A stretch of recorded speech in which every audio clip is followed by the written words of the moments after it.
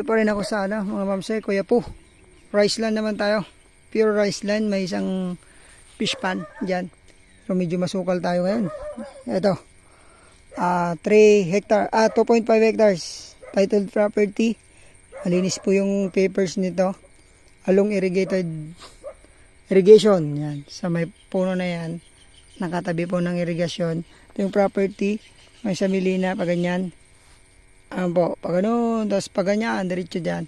So, 3 hectares po ito na 2.5 nasa saka lahat. Tapos, umaani daw sila ng ano dito, 250. Yan, more or less. Yan. Umabot pa ng 300.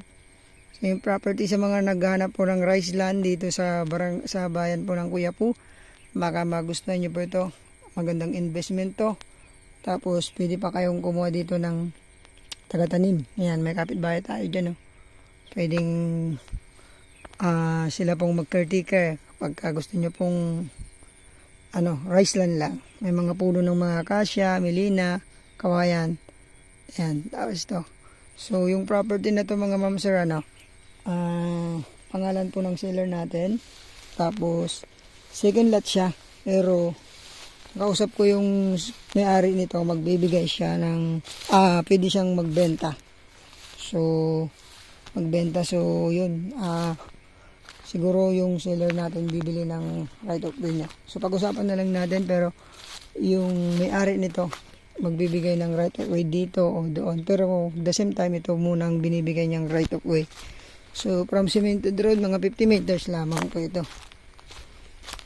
Kagandahan, may kuryente po rito. Nandun po yung kuryente sa may poste. Ayun na po. 50 meters na lang. Tapos, nawasa, wala pa. Deep well. Puso. Yung patubig. So, dito muna yung kanyang linalakaran, yung may-ari dun sa property. Kasi yan po yung, yung irrigation, may daan dyan. So, yan po yung cemented road. Pero sabi ni tatay baka doon po magbibigay ng kasi doon ang gilid at mas mataas. Doon. Tignan natin. Andito po yung may-ari. Pero the same time ito pa lang po yung tinalakaran po ng seller natin sa likod. Dito dumadaan pag nag-harvest. Papasok po yung harvester, yung mga truck. Ayan. Ito na po. Cemented road na po siya. Yung sa mga naghanap po ng rice land, dyan po na part ang bibigay na daan, ganyan. Ganyan po dyan. So, pwedeng magpatay ng bahay. Tapos gawing farm sa likod. Alagaan ng cemented road. Ayan, power line. Tubig ko niya, deep well dito. Yeah. Deep well lang muna. Tapos internet, pay. Kuya. Ba? Ay, converge, meron na.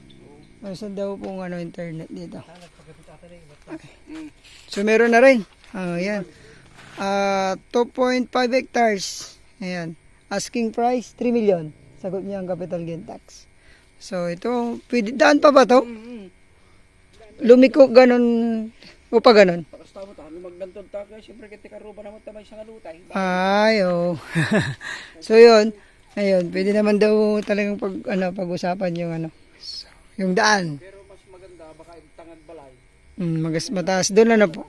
So, yun, sana magustuhan nyo to. Rice land. Pwedeng dito, magbahay sa likod.